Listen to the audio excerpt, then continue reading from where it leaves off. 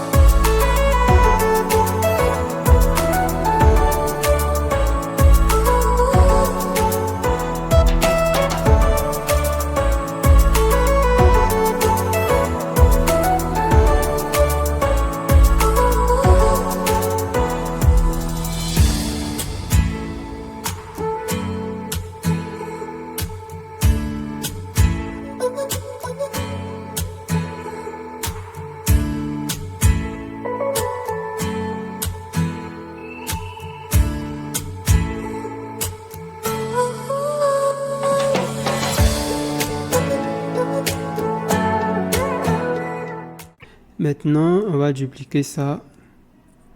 Je vais dupliquer ça. Désolé. Et le prochain, lui, va s'appeler Jean. Comme ça. Et lui, on va dire qu'il est médecin. Voilà. Et je vais dupliquer ça. Comme ça, on aura au moins 3 entrées. Tout simplement. Et lui, il sera Philippe. Ok, on va dire que Philippe, il est musicien. Voilà. Donc, comment est-ce qu'on va faire pour pouvoir éjecter cette variable-là au niveau de la vue homme? Donc, au niveau de la fonction view, on va mettre une virgule. Et nous allons mettre un crochet comme ça. Voilà. Et puis, on va nommer la variable user. Voilà. Comme ça. Et puis, je vais copier ce petit chevron là. Je fais $users. Comme ça. Voilà. Ou bien j'ai la possibilité simplement d'utiliser la fonction compact. Ça va faire la même chose. Donc je mets compact entre parenthèses ungriff users. Voilà. Donc la fonction compact va rechercher la variable $users. Voilà, donc il va faire la même chose. Donc on va maintenant afficher le contenu de cette variable, de ce tableau-là au niveau de notre vue, de la vue homme. Parce que là, j'ai décidé de l'injecter au niveau de la vue homme. La vue homme, c'est la vue homme.blade.php. Donc, on va venir l'injecter juste ici. Mais avant, je vais mettre une balise UL. Voilà, et je vais rajouter une boucle for each. Ok, donc on aura users. Pardon, c'est $users. Désolé, il y a deux $users et user. Voilà. Donc ici, je mets la balise li et je pourrais mettre $user.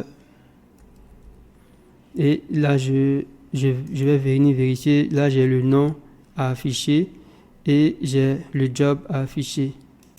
Donc là, je vais mettre name. Et puis ici, je vais mettre et puis là, je vais copier ça rapidement pour aller vite. Je vais mettre une balise string. Je colle ici. Et là, je vais mettre job. Voilà. Donc, j'affiche le nom, je mets un verbe et je mets le job en question. Voilà. Donc, normalement, les trois vont s'afficher. Donc, pour voir un peu à quoi il va ressembler, je vais venir actualiser. Voilà, on dit Luc est développeur, Jean est médecin, Philippe est musicien. Voilà. Donc, vous savez maintenant comment est-ce qu'on fait pour injecter le contenu d'une variable ou d'un tableau ou n'importe quelle variable au niveau d'une vue. Voilà. Donc là, moi, j'ai fait une petite déclaration pour que vous puissiez voir. Mais en général, on a l'habitude aussi de récupérer les données depuis un tableau avec... depuis une base de données, pardon. On a l'habitude de récupérer les données de nos utilisateurs à partir d'une base de données et puis de l'injecter au niveau de la vue.